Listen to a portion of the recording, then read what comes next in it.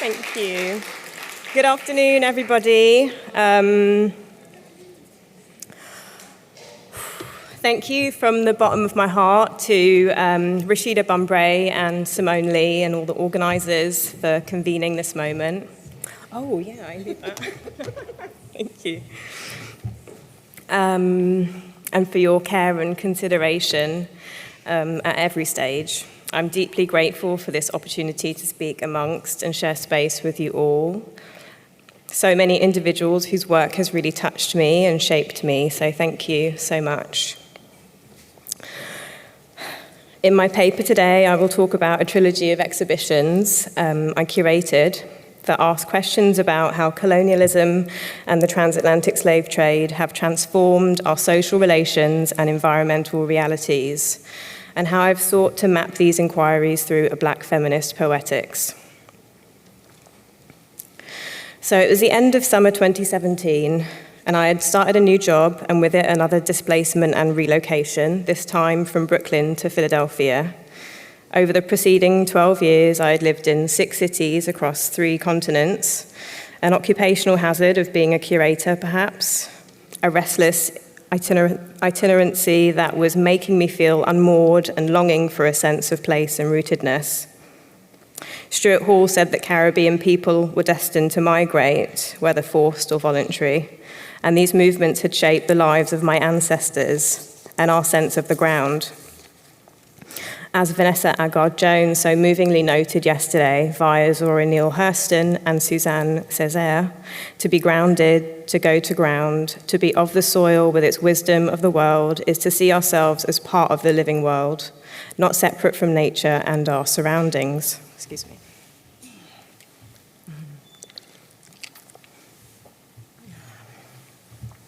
My alienation from nature and from the land was inseparable from a rising climate anxiety, the realities of global warming, rising xenophobia and fascism, poverty and inequality. Our social and material environments were becoming increasingly hostile due to transhistorical forces of colonialism, capitalism, chattel slavery, deforestation, pollution, and the various ecological catastrophes wrought by climate change. Demonic grounds fell into my hands. And Catherine McKittrick spoke to me, and the words of this conference's patron saint, as it were, Harriet Jacobs, reverberated. It was in her Loophole of Retreat, in the last place they thought of, that I learned of the spatial importance of Black women's intellectual labour and found an anchor for the visual artworks I was witnessing. So this began a 7-year project of 3 exhibitions involving 7 artists, 4 of which are here. Hello, Lorraine, Deborah, Alberta, Dominique.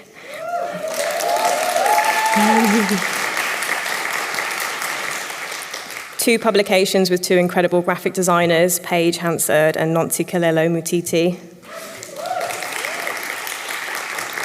And essays from 2 geographers, Trevor Ellison and Danielle Purifoy. It is with these women that I have tried to map some of these Black geographies, these spaces of the Black Atlantic, from the forest to the city, the body to the landscape, the Caribbean plantation to the Underground Railroad, to the Maroon community, the shore to the trappings of the Sargasso Sea. It is a project that has witnessed birth and loss, the pain and learning of our plantation past and anthropogenic presence, but has been a guide and a purpose and undertaking that I've poured myself into and seen myself reflected back from.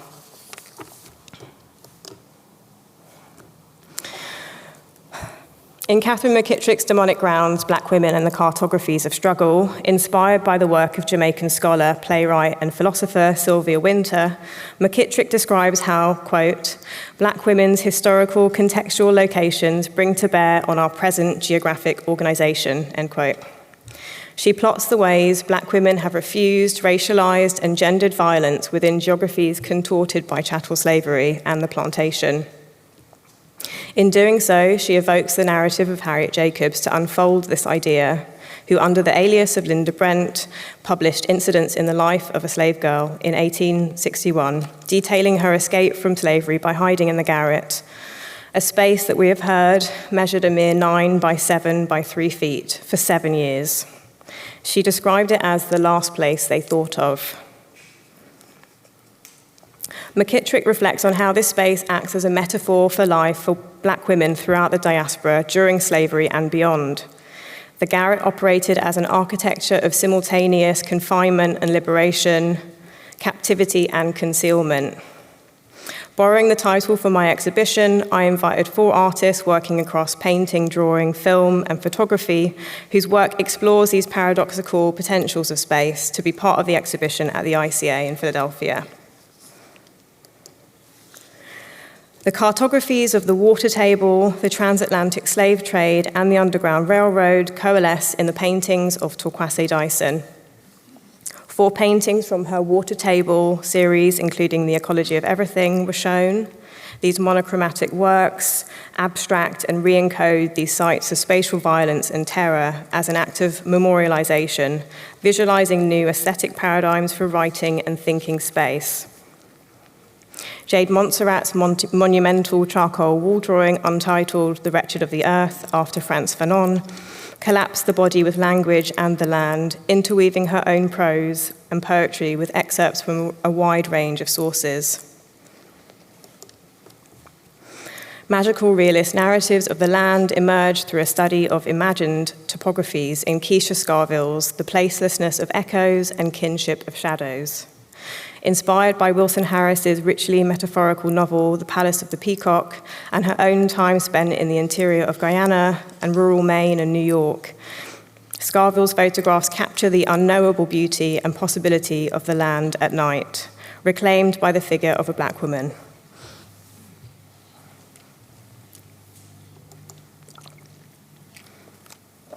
Pop that there. And lastly, Lorraine O'Grady's video, Landscape Western Hemisphere, was the first work I included in the exhibition. Composed of a series of close-ups of the artist's hair, itself an overburdened signifier of race and difference, the tight framing of which serves to abstract the image so that it appears as an undulating field of grasses as seen from above. These images are paired with audio recorded in a variety of rural and urban landscapes across the Western Hemisphere, including the rumble of traffic, planes flying overhead, birdsong, crickets, and cicadas. O'Grady uses abstraction to conflate the body with the landscape, suggesting that simultaneous processes, racialization and gendering, have historically been enacted on both the body and the land to justify their respective exploitation, extraction, and debasement.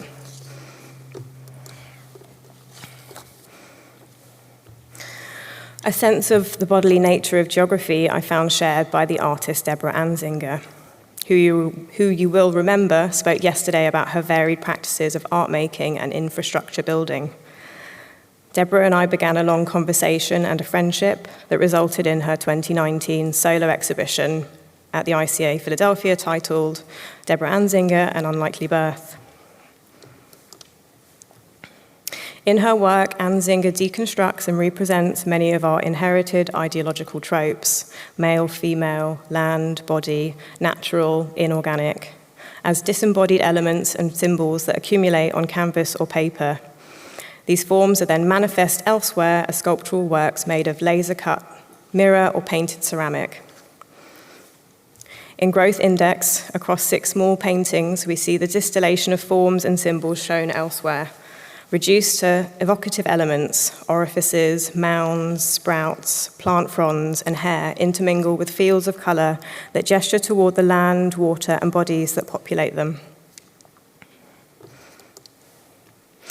Anzinger built the distraction of symbolism, seen here on the right, at the ICA to reference a one-room shack, a vernacular architecture widely found throughout Jamaica. Made entirely from discarded building materials sourced throughout the city of Philadelphia, the installation was a critique of and a model for more responsible approaches to exhibition making, which is itself an inherently wasteful and resource-heavy field of production. Inside, a short video was shown on a screen in front of 2 chairs placed above 2 sets of pedal-powered generators that powered grow lights that kept the many plants built into the walls alive. Anzinger put her audience to work, as it were, creating a space where ideas literally became labor, which was essential to the functioning and the fulfillment of the space. The accompanying video contextualized and located the shack alongside the exhibition's tropical landscapes in the real topography of the Caribbean, that is, a collection of islands and nations on the very front lines of climate change, arrested economic development, racial capitalism, and uneven geographic distribution of resources.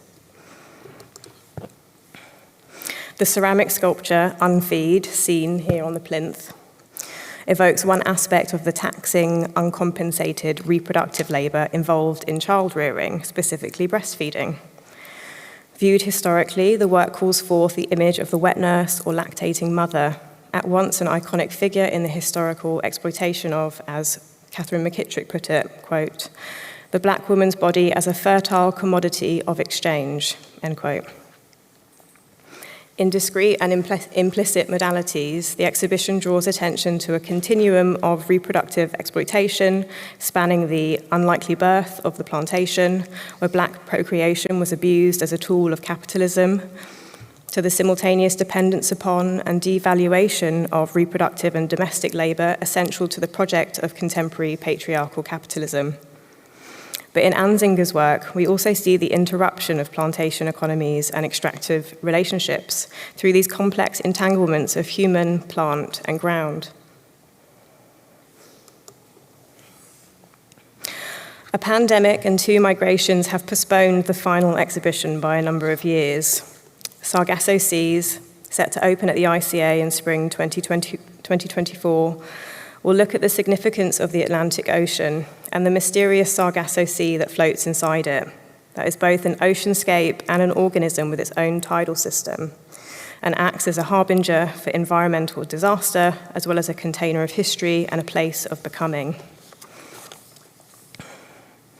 Playing with possibilities of the exhibition format as a mode of address and a site of production, I've invited 2 artists to be in conversation around a theme that is close to their practices but materializes in very distinct ways. It felt a natural progression to focus on the central space that touches, feeds, and connects the landed geographies of the Atlantic. Derek Walcott reminds us that the sea is history, and Kamal Brathwaite described the unity as submarine. The Atlantic Ocean has always been a productive source for artists and writers. Dominique White, working primarily with sculpture and installation, is engaged with theories of black feminism, Afro-pessimism, piracy, and the nautical myths and presence of the Black Atlantic, as well as hurricanes in their eternally transformative wake. White sculptural installations make use of materials deeply connected to histories of the sea that have been manipulated by wind, ocean, and the artist herself. Often exhibited in states of suspension, her assemblages summon a range of presences and potentials entangled with notions of black embodiment.